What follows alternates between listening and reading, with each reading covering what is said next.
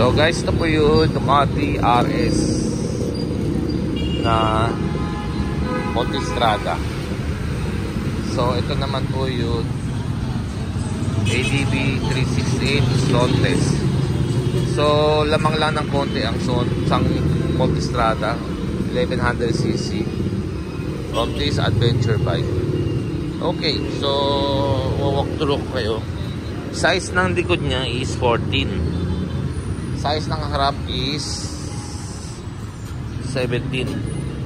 So ang tires niya is 80% road, 20% gravel.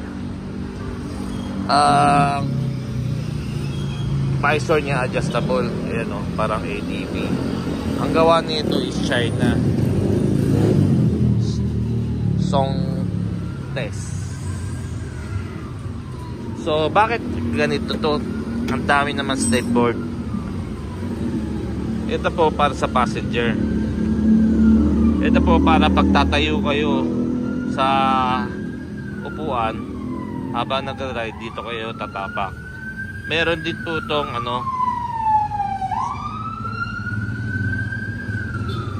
meron din po ito sa XADB. Okay? So keyless to eh. Basta na ang susi po ay nasa bulsa nyo. Ito po yung susi nya, dalawa. Pre, pakitanggal naman to. Tapos saka itong akala bagong damit eh. So ito po ay meron, pag lumapit ka na, ayan naramdaman na niya,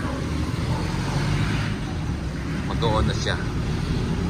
Okay, so ang pinagtataka ko, itong seat.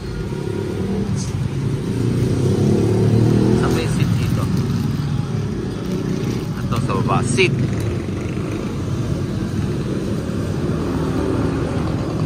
Meron siyang charger. Bakit meron siyang charger? Nakita ko sa manual is to charge the battery in case of low bat. Na dito. Ako, paano babuksan to? Hindi na mabuksan. Okay, so inside is napakalaki. Meron siyang courtesy light, meron siyang USB, tapos dalawang helmet kasya. Meron siyang certificate from China, saka meron siyang walang kwenta. Okay, so ang upuan niya napakaganda. By the way, ang susian niya ay ang gasoline niya na dito. O-open yan basta ang engine ay nakapatay. Okay, so meron eco at sports, dalawang mode. Pero sa tingin ko house show yan. House show dahil ang throttle niya ay hindi ride by wire. Okay, if ride by wire ang throttle cable niya, wala nang computer na, meron tong mga riding mode. Okay, so bukod doon meron siyang bukasan dito, which is hindi ko mabukas. Tapos ito yung ilaw yung sa likod. Ito naman yung kabila. Paano buksan to?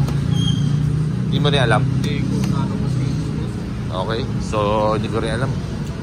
So ngayon, gagawin ko, nilagyan ko muna ng cellphone holder.